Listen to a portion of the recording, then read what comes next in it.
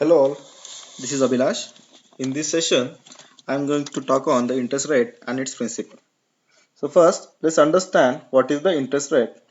So in the other language, interest rates as considered as a economics rates as well.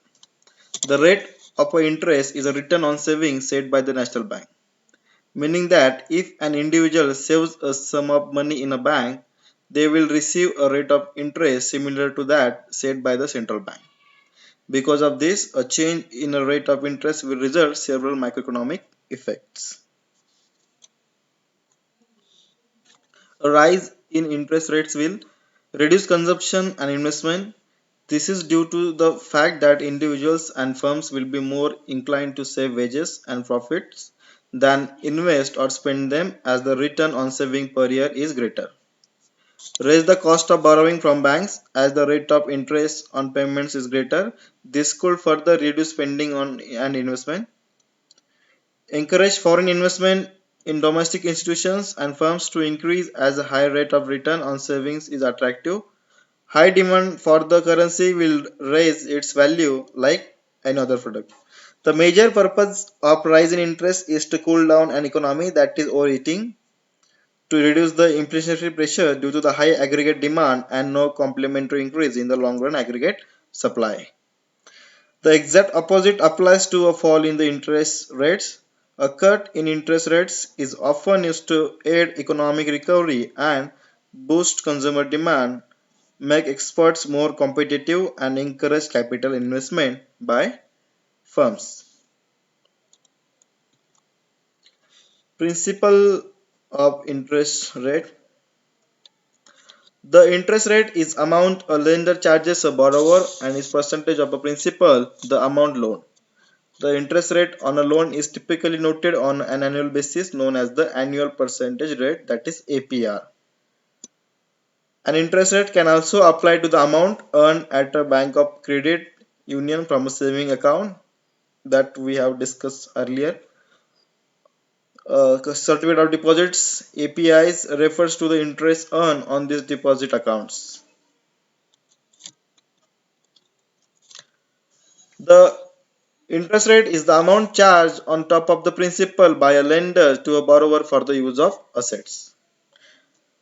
An interest rate also applies to the amount earned at a bank or credit union from the deposit amount.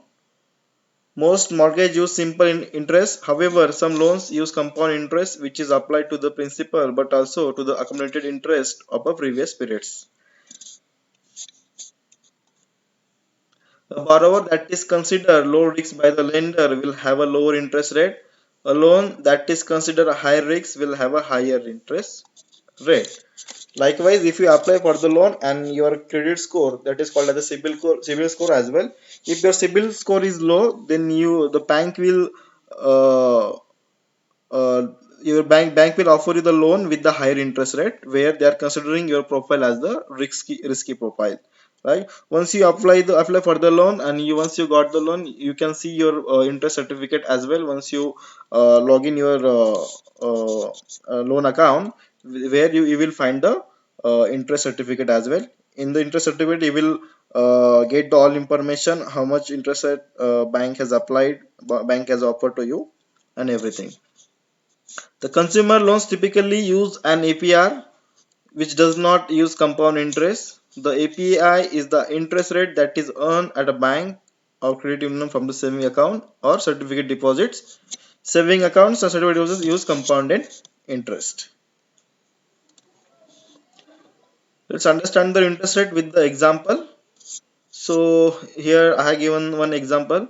If you take out a 3 lakh mortgage from the bank and the loan agreement stipulates that the interest rate on the loan is 4%, that means this means that you will have to pay the bank the original loan amount of 3 lakh plus 4% interest of 3 lakh, that is 12,000 rupees. So 3 lakh plus 12,000 is equal to 3 lakh 12,000. So by the 1 year you have to pay back the 3 lakh 12,000 rupees to the bank with the 4% interest.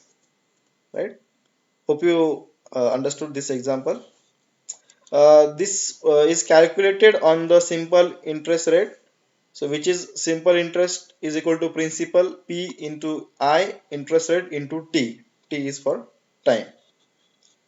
Okay. So let's understand this interest rate with the one more example. We will change the time period. So here we go.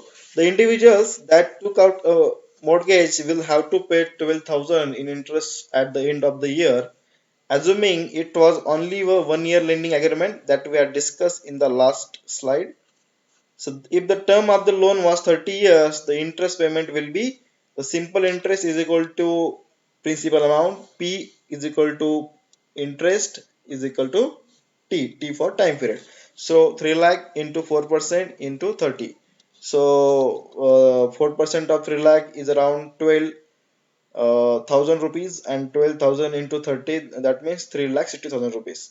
So all over, if you took the loan for the 30 years, then you have to pay 3 lakh 60,000 rupees as a interest. And one with if you add the principal, then your amount will go to till the 3 plus 3 6 is equal to 6 lakh 60,000 rupees. So an annual interest rate of 4% translate into an annual interest payment of 12,000.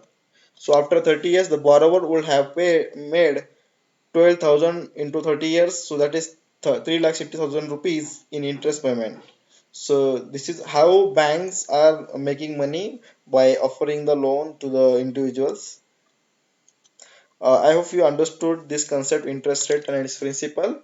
If you have any doubt, you can connect with me. Thank you. Best wishes.